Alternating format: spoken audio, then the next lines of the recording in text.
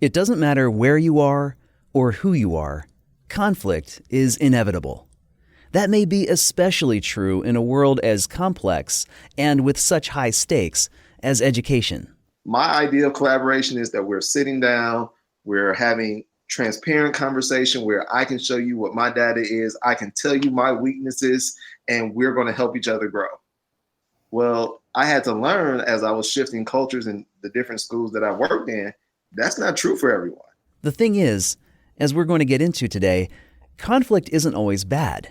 And in fact, often it's vital. For us to sit in a room and all agree means that nobody's thinking. If we all think the same, nobody's thinking. So it's important for us to question and examine, are we doing what's best for kids? Today, we're exploring conflict and leadership. In particular, we're looking at how leaders can not just avoid conflict, but to use it to build the kind of school environments that are good for students and good for teachers and staff. And I think when people feel cared for and they feel appreciated and respected and acknowledged, that's when you're going to have educators that want to run through the wall for each other. And that has to go both ways. I don't want teachers just to run through the wall for me. I want to run through the wall for them. From Frontline Education, this is Field Trip.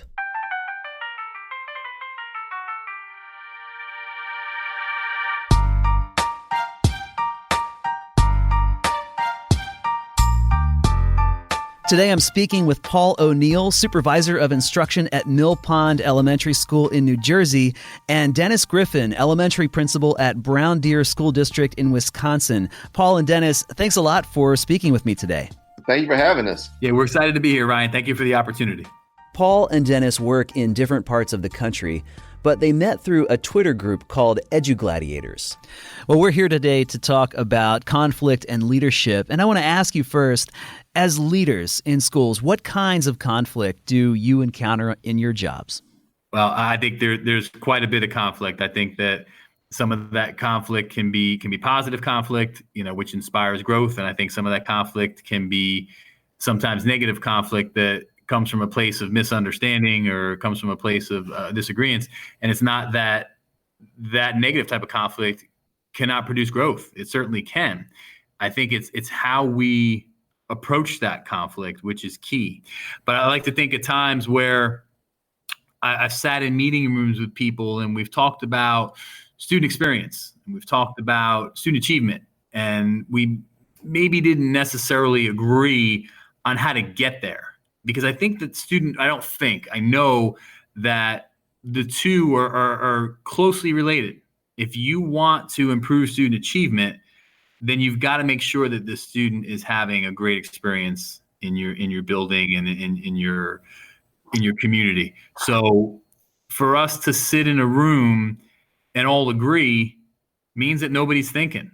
If we all think the same, nobody's thinking. So it's important for us to question and examine, are we doing what's best for kids? And we talk a lot about the status quo, and the status quo, it gets a bad rap, but sometimes if it's the best thing we're doing for kids, then the status quo is okay. It's good to do that. But if we're just going to roll over initiative after initiative because it's the way we've always done things, then that can be dangerous. And a quick story, I was part of a meeting and we were talking about increasing test scores and making sure that our data was representative of the talents that our students had. And we talked about the fact that our students were most particularly struggling in math. And one of the solutions was, well, we're going to give them more math. And a large part of the room agreed that would be a good idea. And my question was, if the kids are struggling with what we've given them, what's going to make it different if we increase the seat time? We need to look at the quality of instruction and the quality of the learning experience as well, not just look at the quantity of time that we deliver that instruction alone. Dennis also began by asking that question. How can educators really impact the lives of students? It's a tough question because it means taking a hard look at the realities of our world today and of our educational system today, and even looking at the work that we're doing ourselves. And that's not always comfortable. But at the same time, if we don't address our current reality, how can we ensure the future of the students that we serve? How do we build collaborative teams? Because when we sit down, we all have different viewpoints. We all have different perspectives. We all have different talents and different strengths. I read some quote the other day on Twitter, Paul. I was going to share it with you. The gentleman said, and I wish I remember who said it, you're willing to tolerate your weaknesses in other people. And when you think about collaborative teams within schools, who holds who accountable? If this is something that we're doing to move forward, how do we get everyone to lock arms and move forward versus we're going to wait for the administrators to hold everybody accountable? There's so many levels of conflict that happen within schools when you're talking about kid-to-kid conflict, parent-to-parent conflict, parent-to-teacher conflict. Every moment is an opportunity to overcome an obstacle, but there is some type of conflict involved. And without that conflict, there is no leadership. But you have to determine, when do you want to address it? Do you want to address it in the beginning and help set the culture and the standard? Or do you want to let it grow by ignoring what's happening? And when you ignore things, you actually validate them, making the conflict and the status quo even stronger. Because many people are hardwired to shy away from conflict, I asked Dennis and Paul how leaders should respond. Is it the leader's job to mitigate conflict? And Dennis said, no. Because conflict is inevitable. And no matter what you do within the system, oftentimes somebody doesn't benefit initially. And that creates a level of conflict, a level of discomfort that tends to happen. Ultimately, I think what the leader is supposed to do is to help create a collaborative, a shared vision amongst everyone that lets everyone know, like, we haven't arrived, conflict is going to be there, but this is the idea that we are striving for. And collaboratively, we can strive and we can make it here. This is something that's attainable, but it isn't about me as the leader, it's about the team, because leadership is really about relationships. So you have to be able to get people to move with you if you're going to be a leader. That's a great point, Dennis. And it brings me to the example of when people talk about a plant not growing, and they say when a plant doesn't grow, you don't get rid of the plant, you change the environment and put it in a better place to grow. So how I feel like that applies to our situation here in education, but really in any organization, is it's our job as leaders to continually shift the lens, and we have to shift the lens ourselves, in order to create, I don't like to use the word buy-in, because I feel like if you use the word buy-in, buyers can be sellers. So when things get bad, they may decide to push their chips, in a different direction. So I like to use the word investment.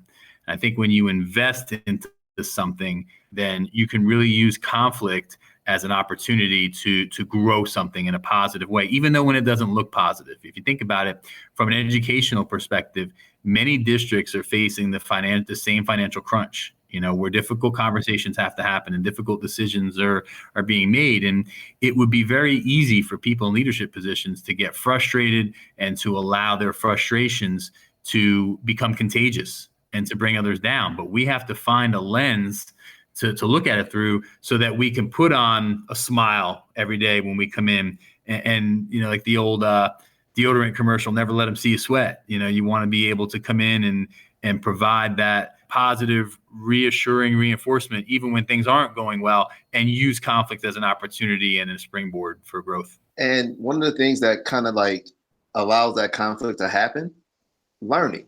A lot of conflict is created when you learn something.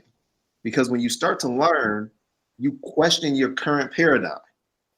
And there's a conflict between your current paradigm and what you've learned. And it's going to eventually create a new paradigm for you in regards to the way you think. And that's going to influence your actions and your next steps. So continuous learning creates conflict in itself. So schools might be rich ground for conflict just by virtue of the fact that learning is the goal there. Let me ask this. There are obviously different kinds of conflict, and certainly some conflict is harmful, some is helpful. What do you think differentiates between helpful and harmful conflict? What makes it either good or bad?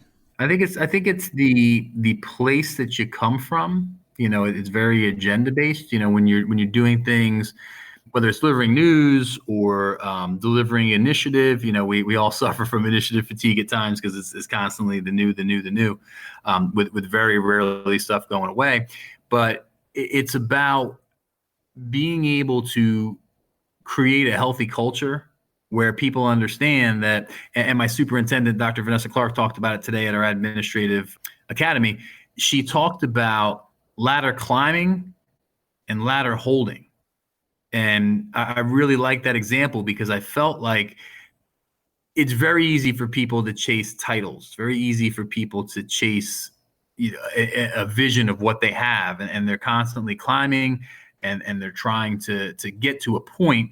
But it's so important for us to not forget the people that we work with, and leadership is about helping someone see something that they didn't see in themselves before, helping them be a star in their role. I talked to you, Ryan, one time earlier about it before. Not everybody can be the coach of the football team. Not everybody can be the yearbook advisor. So what is it that makes you passionate, and how can you use that lack of a vision at this time? The first steps of the staircase aren't there, but how can you use that inner conflict, like Dennis talked about before, to create the culture that you desire and create a way that you can contribute to the student experience to make it phenomenal for them? The other part about it is a lot of times when you're engaging in conflict, it's a sense of loss that people are going to feel. And you're dealing with that. And a lot of times the loss is so close to their belief system that it's how you've identified yourself. It's how you find value in the world that you live in, and it's how you navigate the world. So when you're talking about things, for example, you talk about some of the systems within schools. Sometimes the hard part is I've identified myself in this capacity and it works for me, but I'm not understanding the harm that is causing someone else. And how do we get people to understand all these different perspectives and let that be the impetus for change? Because without that, what are we doing in regards to ensuring that our kids are going to be successful adults and prepared to be the leaders that the world absolutely needs? We've been looking at this from a pretty high level up to this point. And Dennis, you were telling me earlier that this is your first year at a new district. And I want to ask, how have you seen these things play out as you've worked in multiple districts, places with different people, different cultures, different ways of doing things? What does all this look like on the ground? On the ground, it gets very interesting. We all have this idea of like what we think school should be, and we think that everybody thinks the exact same way that we think. And then all of a sudden you get started and you're like, oh my goodness, we don't think the same. And, or you'll read a vision or a mission statement and you're like, okay, this is what we're going to live by, but then our actions don't live up to it. And on the ground level, the very first thing you can do is just take time to talk to people and get to understand what their hopes, what their dreams are. And once you know that, you can kind of start to understand the culture that you're in. But if I know what the aspirations are, then I can say, I've said this to Paul before. I ask people all the time before they engage in conflict to ask themselves two questions. Number one, is your vision of tomorrow greater than the conflict? If it's not, don't engage, because all you're going to do is come into some stumbling blocks. You're going to stop, and then the status quo is going to grow stronger. But if your vision is greater, go ahead and engage. One of the things that comes up all the time, and I'll talk to Paul about this, is our idea of collaboration. My idea of collaboration is that we're sitting down, we're having transparent conversation where I can show you what my data is, I can tell you my weaknesses, and we're going to help each other grow. Well, I had to learn as I was shifting cultures in the different schools that I worked in, that's not true for everyone. And there was a time that wasn't true for me, where I was guarded with my data because I didn't want to be the bad teacher. But how do we move beyond that artificial space that's only created in our head, that we're asking kids to do things that sometimes we're not willing to do ourselves? So it goes back to that whole team philosophy, that how do we get everyone in the room to sit down, paint the vision, and move towards that vision and measure that vision. Like, what are the actionable steps that we can come back to and look at every 100 days, if possible, to say, this is what we're doing to ensure that we're going to get towards success. So what does that look like? Here's a good one. I'm really big into teacher collaboration around student data. And I was told that collaboration was happening. So I'm asking, like, when are the times that collaboration was happening? And I was given some times that it would happen, and I like to collaborate with people. I'm very hands-on. I showed up and people weren't there. So I'm thinking, like, oh, it's the first time, not too big of a deal. The next week comes, everybody didn't show up again. And I'm scratching my head saying, like, what does it say about our culture? Because if we're going to collaborate to ensure that students are succeeding, we need to meet, we need to share out that vision. And it got to the point where I had the decision to make. Do I go and talk to teachers and say, this is the expectation, this is the room that we're going to be in, this is what I want you to do around the data, this is what our PLCs are going to look like? Or do I not say anything and just look at the terrain for the next 2 to 3 months before I decide to make a decision on what we need to do when I've already gathered enough information? When you have people like Paul in your corner that you can call and bounce these ideas and your thoughts off of, you know what you have to do. And we decided to say, hey, on this day, we're all going to meet in our PLCs. I'm going to be there. You're going to be there. You're going to look at this type of data. We are going to support each other. We're going to be transparent in our data, which caused conflict for me because initially the school that I was at, happened at a couple of schools, we didn't have transparency in our data across the school. So at your grade level, you might have known how you were doing as a teacher, but you never knew how your school, how your peers were doing. So we shifted to, let's show your data to everyone in the school so that everyone can be informed so we can all aspire towards our goals. There was even a time I shared that data out with our parent community. Now, people didn't talk to me for like 2 weeks after I did that, but it shifted our culture in such a degree that we became more collaborative. And I always ask myself, what would have happened if I decided not to do that? What would have happened if I would have waited 2 or 3 weeks to make such a decision? At the end of the day, initially it was harmful because people felt a sense of loss about sharing their scores. But once their belief systems changed around collaboration, it actually helped our culture. It helped your culture. Mm-hmm. That's fantastic. Walk me through that a little bit too. As people's beliefs shifted and things came around, what kinds of things did you hear from folks? All of a sudden, what started to happen is then initially people would say things like, it's not as bad as you thought it was. Come into my classroom. They will ask a coach to come help them. They will ask me to come see what they're doing in their classroom, and they will want to share how it's working. You would get people asking to go present at different conferences because they thought they really had some strong ideas that they wanted to share with others. It actually it built this capacity within everyone that we always talk about what teacher leaders are, but we really became a community of leaders versus having one leader that was really propelling our school in the correct direction. And people started to hold each other accountable. There are certain organizations in sports that when you go to that organization, you know this is how they do business. That started to become our culture, where if you are new and you want to be a part of this, this is how we operate. We want to value your ideas, but do not come in and try to dismantle what we're currently doing. This is the way that we're going because we're seeing our students succeed. And our morale is rising because I don't feel alone. I don't feel isolated. Paul always talks about this, and I steal his line all the time. Move beyond the artificial barriers of your school. And this is a conflict issue. Too many times in our schools, we're still siloed. It's 2019, and we barely talk to the educator next door about what's best practice, or about what our data says, or about how we can assist each other. How can I learn from you? We have to create those conditions, and that's conflict that we have to engage in. Well, Paul, let me ask you to expand on that idea right there, the idea of moving beyond the artificial barriers and walls of your school. How has doing that helped you and your thinking about conflict evolve and grow over time? I mean, obviously, you and Dennis have worked together a lot, but where have you seen this be a help to you personally? I'm going to say something, and it's going to sound very dramatic, but I mean this with all sincerity. Twitter saved my life. It changed my life. And the reason why it did was because for many, many years, I would connect with educators in my schools, in the local community, but the conversations would always end the same way.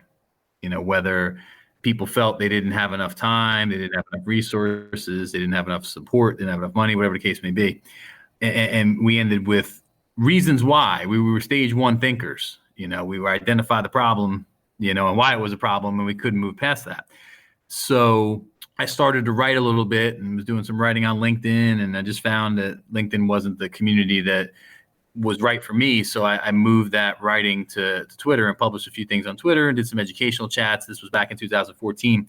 And I realized that I was amongst a community of other people who had either been in similar situations or could relate to situations, or maybe even, and this was the best part, maybe I was able to help somebody because they were in a situation I had previously been in. So this power of a PLN, of a professional learning network, it was so profound. There were so many people out there that were looking for reinforcement and support. Just that whole Twitter population is just explosively curious. People coming out 7 nights a week. There's chats. There's a lot of content being pushed out there.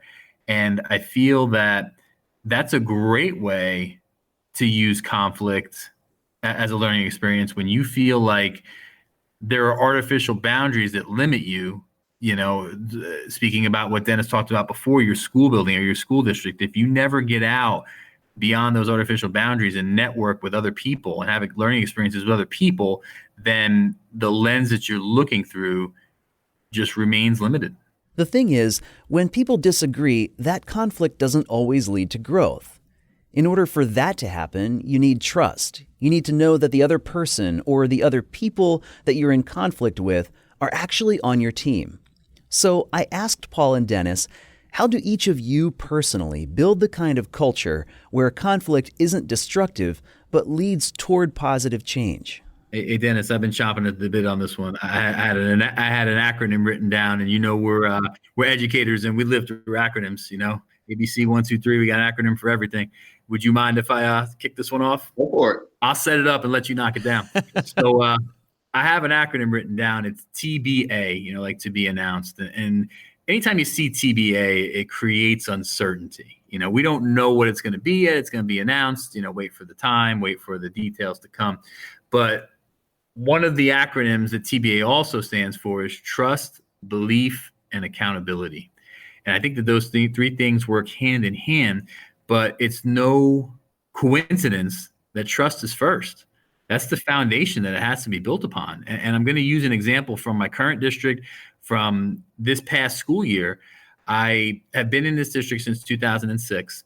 And I was transferred from the high school, middle school level as a supervisor of special ed and world language to an upper elementary school. It's grades 5 and 6, but we also service some adorable preschoolers as well. And I was given the opportunity to be a supervisor of instruction in this position. Now, I didn't know a lot of the staff very well, but at the same time, when you work in a district like ours, we have about a little over 4,000 kids and 6 schools. It's not the biggest district, so word travels fast, and you only get one reputation. And I was fortunate enough to have a good reputation through hard work and good decision making and collaborating. My reputation followed me, but I mentioned to the staff when I first got an opportunity to meet with them all together, I said, I don't want to come here based on my reputation and to have you think things are going to be a certain way. I want to build something with you. I want to build something special with you. And this building that I'm in has some very passionate educators. But, Paul said, there had also been a number of changes in leadership over the past 10 years. That has meant a lot of different initiatives, and that led to some uncertainty. So trust is important, and you've got to be patient and willing to, again, invest in people and be available. They talk about availability being the best ability.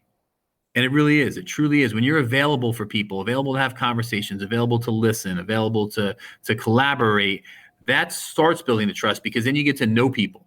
And when you get to know people and you see, again, where they're coming from and where their heart is and what makes them tick, then you get to start to know people that way, then the trust can begin. And once the trust begins, now you start to have a belief. You have a belief in each other, that I know what you stand for, and I know if I need you, I can come to you. And that works both ways, from teachers to administrators and back and forth, and staff. So another saying I enjoy is belief is a competitive advantage. And it really is. We see every day when we believe in students, how powerful that is, how that allows students to dream bigger than their wildest expectations of what they can do or what they can accomplish or what they can achieve. Just because we're adults, it doesn't mean it's any different. It works the same way. When we're believed in, it's limitless what we can accomplish. And then once we have those two factors together, now suddenly we can look at holding each other accountable, because now we're talking about rowing together in the same direction. Now we're talking about what we can accomplish if we work together. And now we can start talking about who's doing what work by when.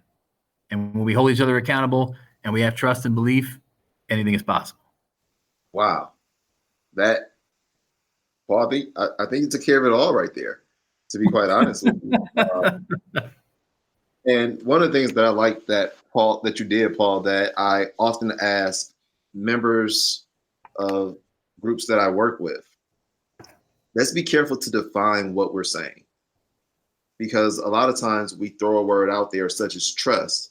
Well, what exactly do we mean by trust? Do we mean I trust you to do your job? Do we mean that we're going to be transparent in regards to I can be open and honest with you and there's going to be support rather than judgment? What exactly do we mean when we're saying we believe? Like what do you believe in? Because there's a lot of times we put words out there and they're not clearly defined, and it creates a lot of gray space for everybody within the organization. So by asking a lot of intentional questions, you're able to help delineate for everyone exactly what you mean and exactly what the vision is. Dennis said that since coming to Brown Deer a few months ago, he loves that he has been encouraged to ask a lot of questions. Why are things done in a certain way? Why is there this tradition? Why is the culture this way? And by asking those questions, I'm able to understand the dynamics of our culture.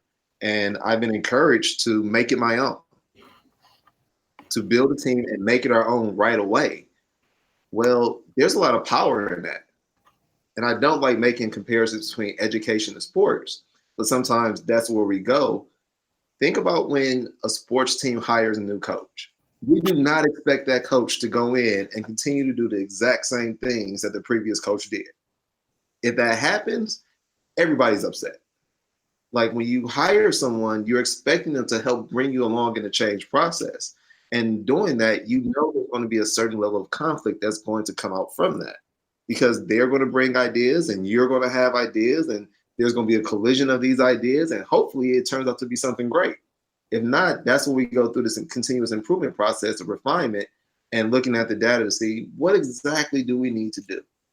But that competitive advantage piece that Paul is talking about, if you believe in someone, there's no obstacle that can get in their way. And that goes into your vision being greater than the conflict. When we think about conflict, oftentimes that triggers our fight or flight response, right? You have people who are right there like embracing the conflict and going to get their way. And you have other people, and I'll raise my hand on this one, hey, people pleaser, let's just all get along. I have a natural resistance to conflict. How do you bring people together in such a way that everyone is willing to do the hard work of engaging in healthy, productive conflict in order to grow together? What are the kinds of things that you have to do to lead people in that way? I think you model it. And I don't want to make it sound so simplistic, but you honestly never know who's really watching you. Like, people are watching if you walk past something and you ignored it. Because if they see you walk past and ignore it here, and then you turn around and try to come say something to me about it, they're going to have an issue with that. People are watching your standard, your expectation.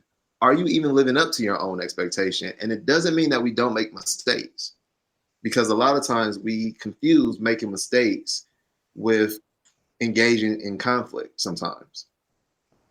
Everyone's going to make mistakes. That's where the support and the belief systems comes in. But when we have this vision that we are all a part of, and we built the relationship where I know who you are, I know what your goals and aspirations are, and you started to develop a level of trust with me because I've extended trust first, and you see me and I'm able to provide feedback, I'm able to listen to you, and you're able to give me feedback as well. People that you build strong bonds with, you never want to disappoint. So one of the things as a leader, how are you building bonds that are so strong, people do not want to be disappointed? I love that, Dennis. That's a mic drop right there. But in all seriousness, I'm going to add on to what Dennis said, and I really believe that coming from a place of care matters so much. And I'm going to use examples from multiple districts that I've seen where teachers would go into a panic when they saw administration coming down the hall, because they knew that either A, I'm going to get a pop-in observation here, and we know how those can be. Even the most seasoned teachers, even if your lesson is letter tight and it is fantastic, you start to get the sweats and you're thinking, oh no, and you're going through your head to make sure everything's great. But if educators are getting that feeling that every time they see an administrator come down the hall or come into their room, that something's wrong, then we've done something wrong. It's important for us to not only reach out to educators when we need something or we want to talk, but just to connect. Like, some of my favorite times happen after school. Once the kids are gone and they're home and teachers are in their classrooms and they're working and they're putting some things together, I love just to pop in and talk and just say, how are you doing? Like, how are things? Like, how did we talked about, your mom is sick, or we talked about that you had a big presentation that was coming up, or families coming into town. Like, how are things going? How are you doing? And we ask, we're in a people business, right? So we ask each other how we're doing very often, but sometimes we get so blinded by how busy we are that we don't stay long enough to hear the answer or really to engage in a deeper conversation. So it's so important to make sure that people understand that they're cared for, and they're cared for more than just beyond what can you do for me or what have you done for me lately, but I care about you as a person.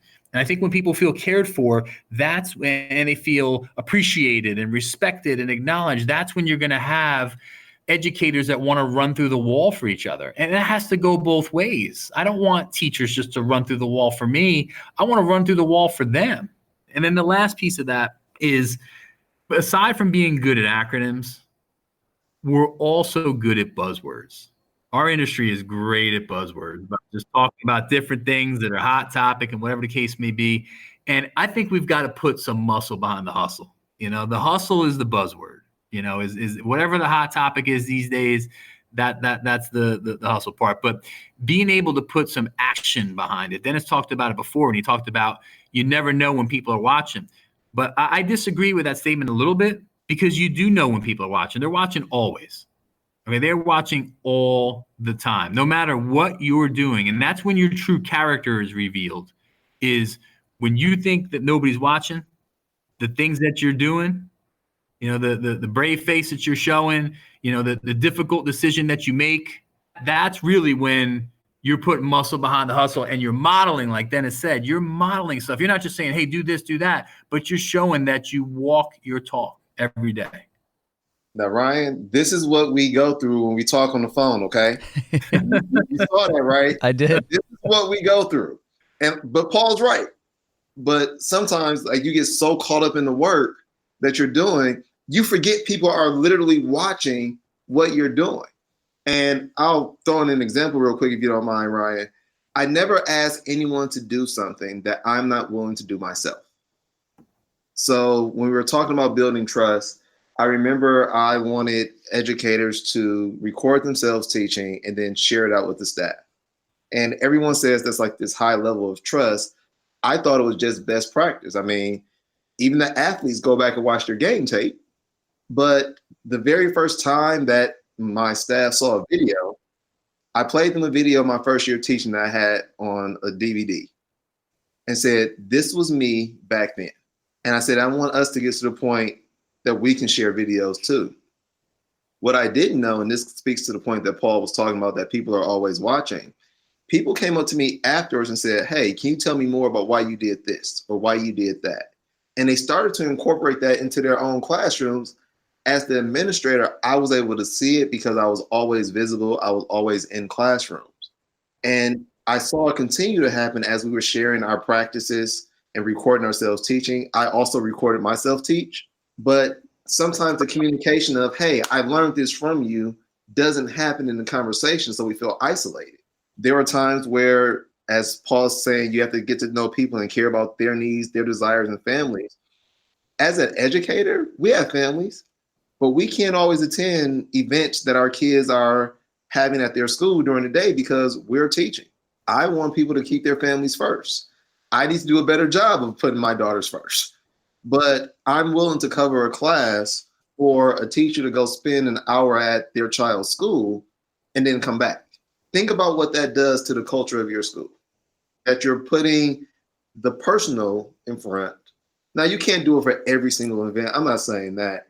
But the mere fact that you're willing to do that. There was a time where we had a situation, Ryan, where, and I had shared this with Paul, we were having a year and we had a few teachers that didn't make it to the end of the school year. Every school at some point in time deals with this. And when you start the year, it's hard to find that replacement educator. And I remember everybody was looking around asking what we were going to do at a particular grade level. And the teacher that was there, she had experience, but she was still her first year at the school. And I remember going to her and saying, I have this crazy idea. And she was like, what's your idea? I said, I'm going to be your teaching partner until we find someone to be your partner. And like, she looked at me in shock. And then think about the pressure that comes with that, because now the person that is your teaching partner is also your principal. And I'll be honest, Ryan and Paul, I told you this, at some point, every teacher in the building walked past to see how I was as a teacher. Okay? They were just happening. They just happened to walk past. But when you're willing to do those types of things, was my life tougher for that period of time? Absolutely. We had a sub that would come in and cover the room for when I had to go take care of administrative things. But I did a lot of my principal work at the end of the day or after school. But I valued the relationship with this educator so much. And I would have done it for anyone in my building because I never want people to feel like they're alone. There's nothing worse than feeling isolated in a place that's supposed to be about community. As we think about the mentality of this is the way that things have always been done, and people being averse to change and averse to conflict, something that can contribute to that is simply not having a vision for how things could be different. Maybe it's fear because you don't know what will happen if you switch things up, or maybe it's because you're afraid of what people will think, or maybe you've been in the same place, the same building, same department, same classroom for years. What would you say are healthy ways to invite people to challenge our own thinking about whatever it may be? That's a great question. So the first thing that comes to mind is a brief story that happened to me 2 summers ago. I came into the high school and used the back door because I wanted to bring some books into a classroom. And I encountered a teacher who was in there setting up his classroom. And I noticed on his wall, he had student goals. And he had a bulletin board that students were going to put up their goals, whether they were personal goals or they were academic goals. And I said to him, reflection is such an important part of what we do. And he said to me, he goes, yeah, it is. He goes, I wish I had time to do it. And it was heartbreaking, because I said to myself, wow, imagine feeling that way, that one of the most important parts of what you do, you don't feel like you have the time to do it. So I said to him, we have to stop looking at reflection as separate from what we do.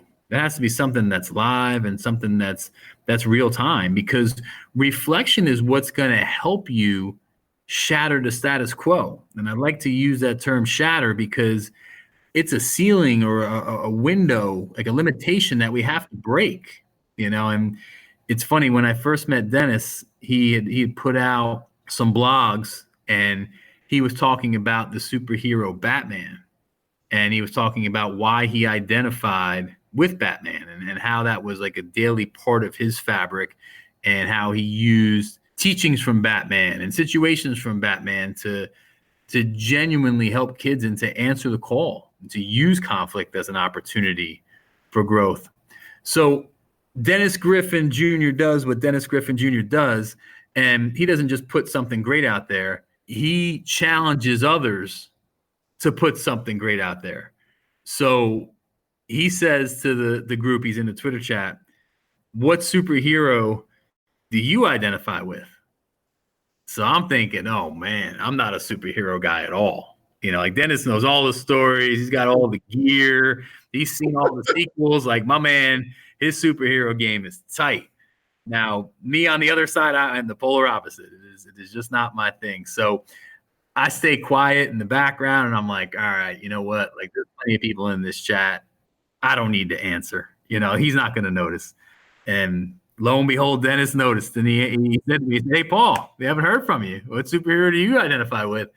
And as I started to think, what's so important to me, one of the things that's important to me is the status quo. Not accepting the status quo unless it's the best thing we're doing for kids. So I thought, how powerful would it be to shatter the status quo through the power of reflection, and the power of inquiry, being willing to ask questions. Dennis talked about that before, being given this new opportunity. He's encouraged to ask questions. And I can only imagine, I don't see Dennis on his way to work because we live far apart, New Jersey and Wisconsin, but I can only imagine that Dennis drives to work very quickly, and Dennis drives to work with a big smile on his face, and Dennis drives to work and gets out of his car, and that smile continues, and it's contagious because he's being inspired to be his best self every day, to shatter the status quo by asking questions and through reflection. So long story longer, my answer was Thor, because Thor swings the hammer. And in my mind, Thor swings the hammer at the status quo, and that's what I aspire to do as well. Like I said, Paul, he's just far too kind. Can you repeat the question for me one more time? Sure. How do you help people get out of the mentality of this is the way things have always been done, whether that's fear because of just inertia? What are healthy ways to invite people to challenge their own thinking? The first thing is to create the space where we can really engage in deep critical thinking. In our world, we place limits and we place labels on ourselves and on others so that we can be safe, so that we can define our surroundings. And the reality is that when we do that, the only people we truly hurt are ourselves. And there was a time I didn't always listen to my elders in regards to things I should aspire to be or things I could accomplish because they saw the talent within me, but I was so afraid of failure, I didn't pursue certain things. And what happens is, after a period of time, you sit back and you start to reflect and you ask yourself, what would have happened if you would have just tried? And the greatest regret that we end up having is the fact that we didn't try. And that we've passed the period of time where we can't go back and do it all over again. Think about how many times you are engaging with conversations with people and you make the comment or someone if I would have known back then what I know now, oh, I would have done this, I would have done that. The real question is, what stopped people from trying? Was it the fact that you were so afraid of failure? Was it the fact that you didn't have a support system? I don't want that to be my life, and I don't want that to be anybody else's. Because if we can remove these limits, if we can plant the seed of belief in people, who knows what they can become? Who knows what we can create? Who knows how quickly we can borrow the hammer from Paul and destroy some of the status quo and marginalized systems that we have in our society. But we can't do that as long as we allow ourselves to be protected by resistance and fear. It's 2019. We're going into 2020. The only thing that's holding us back in our world now is us. And I think it's time that we start making the next steps and truly achieving what we aspire to be. Paul and Dennis would be the first people to tell you that they are always learning, that they don't have all the answers, that on this journey of thinking about conflict, they have a lot of road ahead of them. But they've also done a lot of reflection about conflict and leadership. And so for you, our listeners who are leaders in your schools and in your districts, I asked Paul and Dennis for any parting thoughts. What's the question I haven't asked that they're dying to answer? A question I've always asked myself, and I reference this a lot when I talk to Paul, probably once a month. And I reference it to other people as well. So I'll share it with you and I'll share it with all the listeners. Because for some reason, this question, I can't escape it because I haven't found the answer yet. I haven't found the solution. If you think about leadership, leadership has been around since the beginning of time. And Tony Dungy in his book, Mentor Leadership, said there will never be a time where there's an absence of leadership.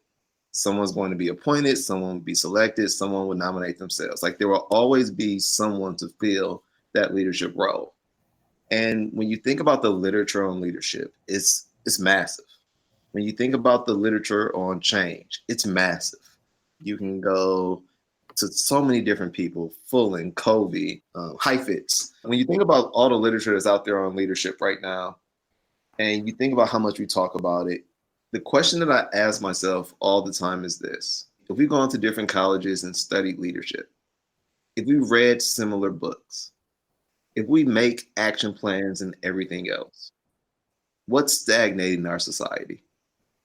Why aren't we leading? What is it that stops us when we know what we need to do to make our world better?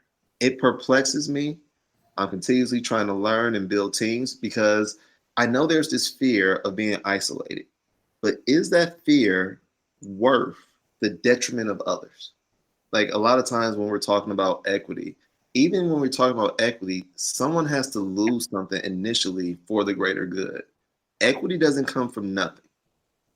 But in order to ensure equity, we need leaders that are willing to take the next steps to create that future. But what's holding us back? And that's really where this whole concept of without conflict, there can be no leadership really spawned from. Dennis, I love it. I love it. I'm going to just say something really quick before I get to my question.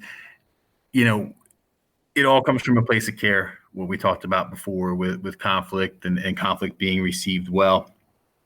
And I want to talk really quick about how you know when someone truly cares about you.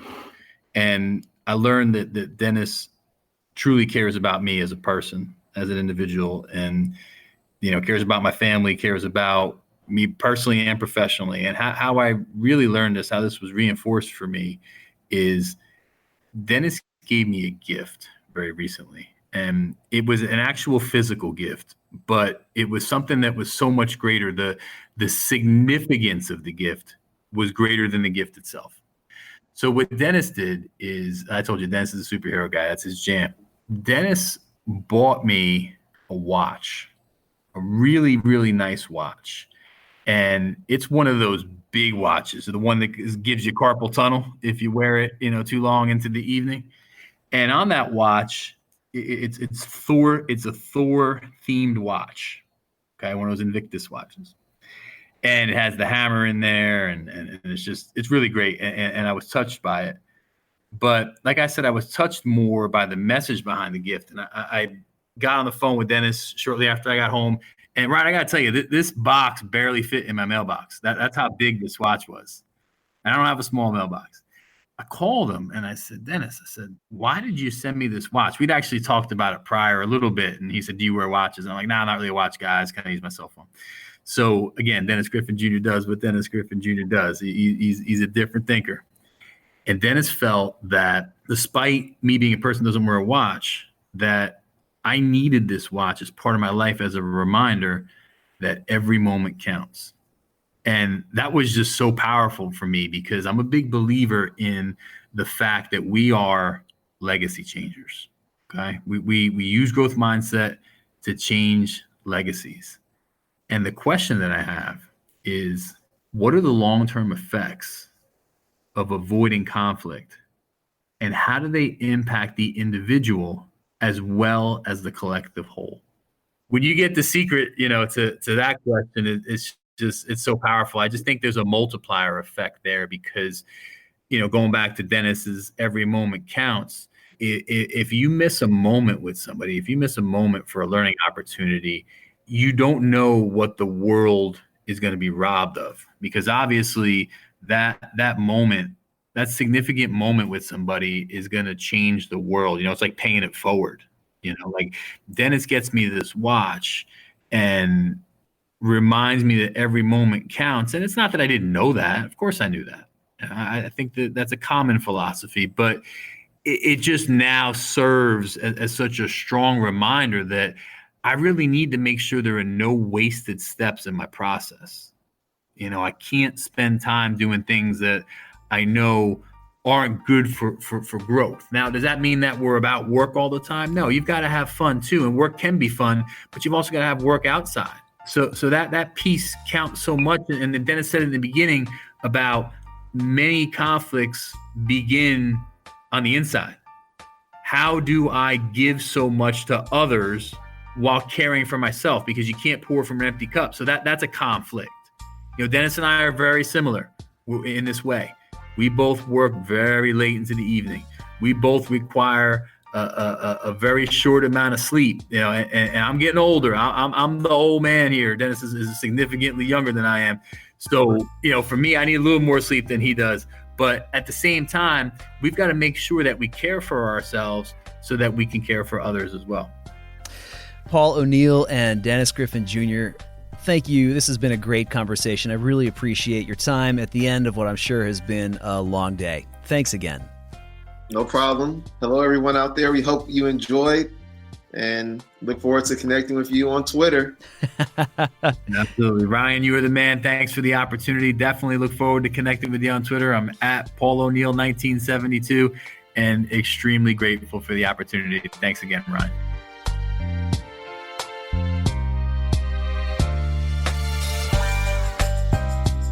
Field Trip is a podcast from Frontline Education.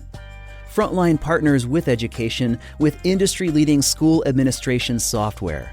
We also bring a sole focus on K-12, an award-winning client success team, original K-12 research and insights, and free resources for education leaders. Find out more at frontlineeducation.com/fieldtrippodcast. And by the way, we release new episodes of this podcast every other Friday. Click subscribe and you'll be sure to get new stories on your device as they come out. For Frontline Education, I'm Ryan Estes. Thanks for listening and have a great day.